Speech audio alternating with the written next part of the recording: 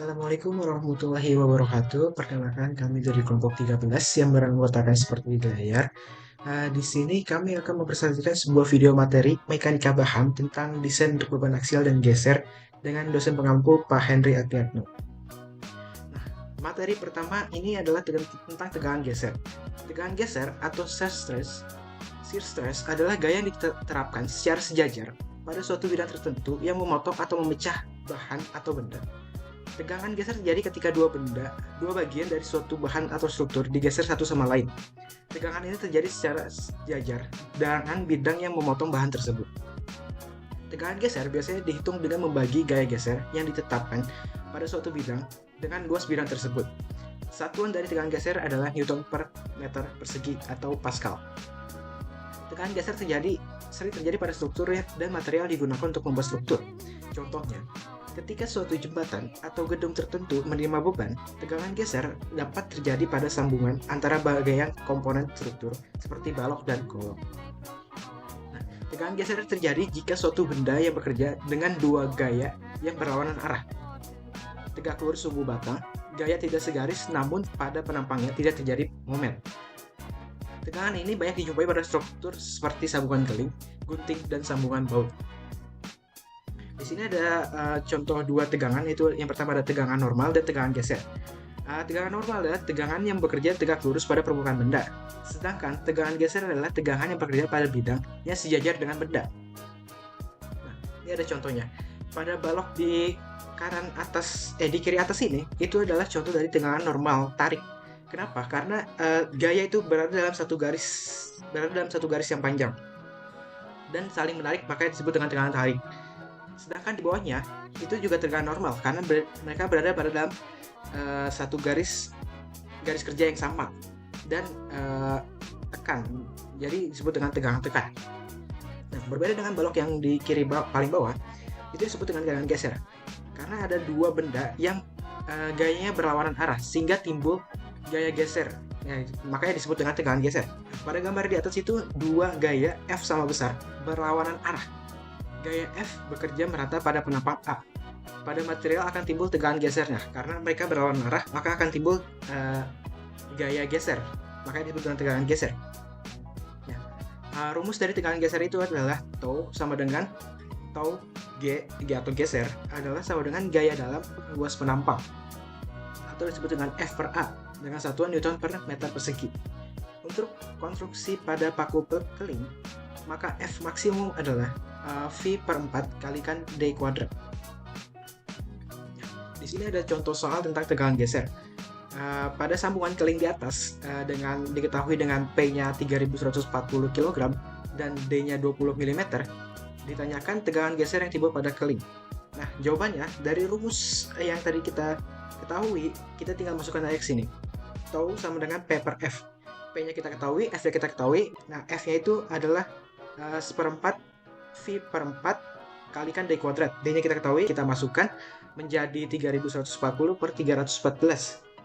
Sama dengan 10 kg per milimeter persegi. Baik, di sini saya akan menjelaskan beberapa tentang beban aksial.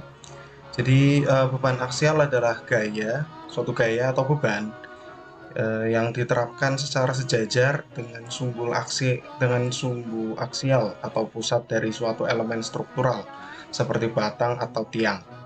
Beban aksial dapat berupa beban tarik, tension, atau beban tekan, compression, tergantung pada arah yang diterapkan.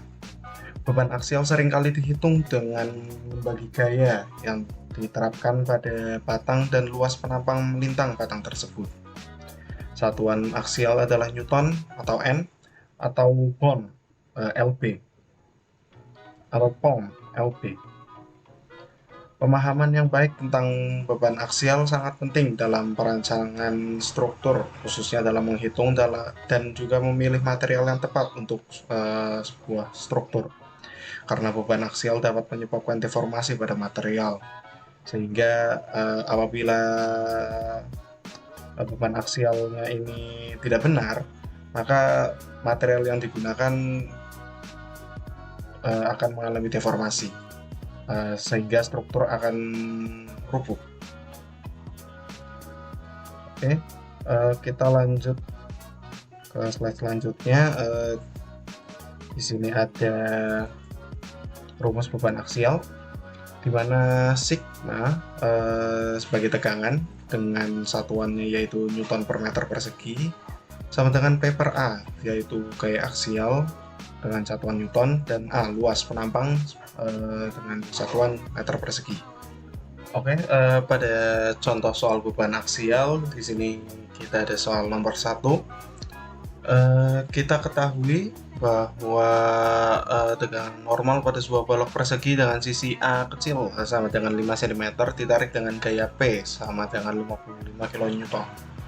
Oke, dari soal di sini kita bisa mengubah sedikit dari yang pertama dari P-nya dulu, karena pada rumus itu P sama dengan gaya aksial satuannya N, satuannya Newton, bukan kilonewton, sehingga kita harus mengubah dulu dari kilonewton menjadi Newton dengan mengalihkan 1000 menjadi 55.000. Lalu A kecil di sini masih cm, satuannya cm, kita ubah dulu menjadi meter.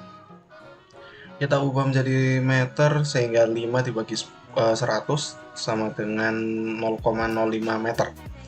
Oke, setelah itu kita lanjut ke mencari A besar. A besar di sini adalah luas.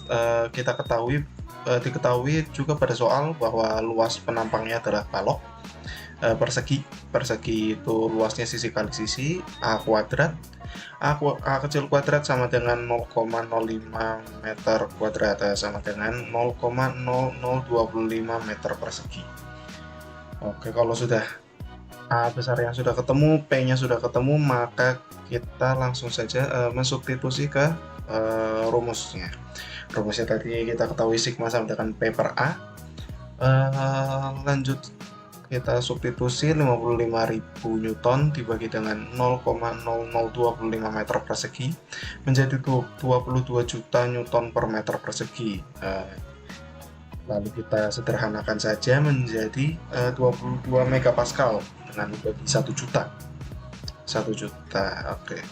Lanjut ke soal nomor 2. Di sini yang perlu kita cari adalah luas penampang minimum, A min.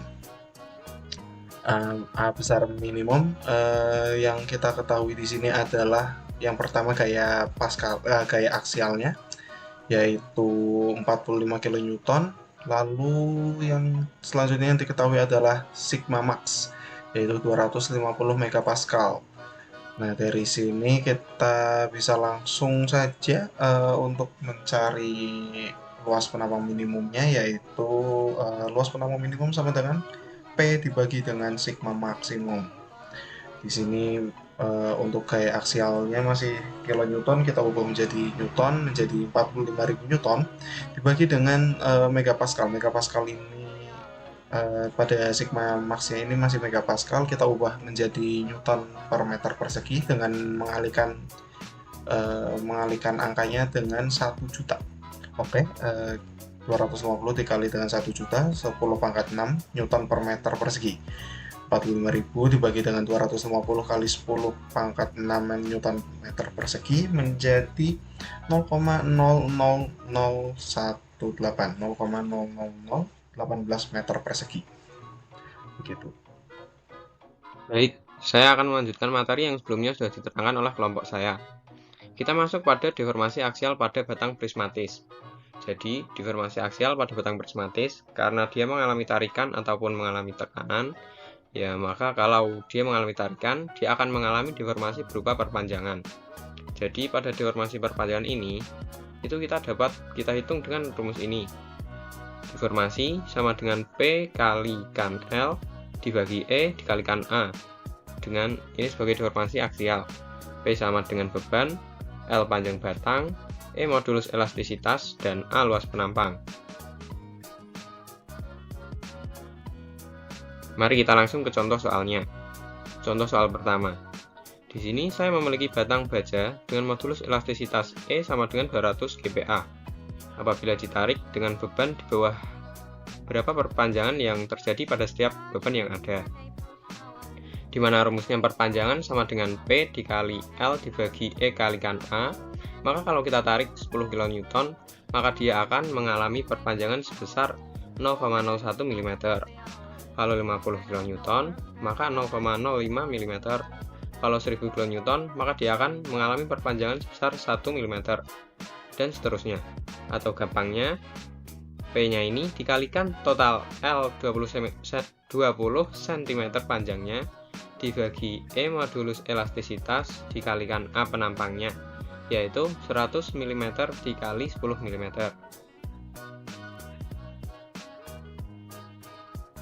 Nah, dalam deformasi aksial kita juga mengenal kekakuan dan fleksibilitas. Kekakuan itu representasi dari modulus elastisitas dikalikan dengan luas penampang.